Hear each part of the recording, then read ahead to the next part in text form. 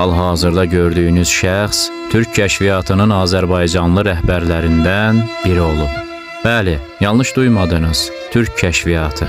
Türk kəşfiyyatında adını sanını bilmədiyimiz yüzlərlə Azərbaycan Türk övladları olub. Bu şəxs Gəncəmizin məşhur soylu nəsillərindən biri olan Rəfibəylilərdən Əyyub bəy Rəfibəyovdur.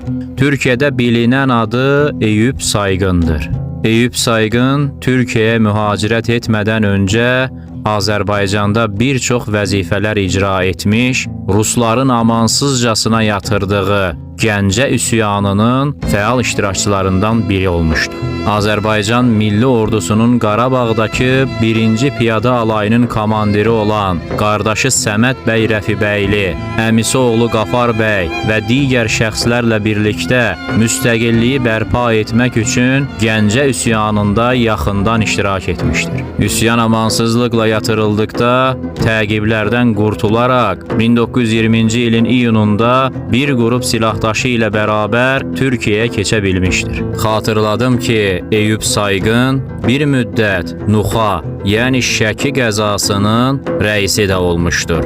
Eyüp Sayğın 1933-cü ildə Türk xalqının sosial və mədəni həyatında mühüm rol oynayan xalq evlərinin quruluşunda iştirak etmiş və Qars şəhərində yerləşən xalq evinin ilk rəisi olmuşdur. Təəssüflər olsun ki, hələ də mühacirət həyatı yaşayan digər Azərbaycan oğulları kimi onun da məzarı Azərbaycanda deyil.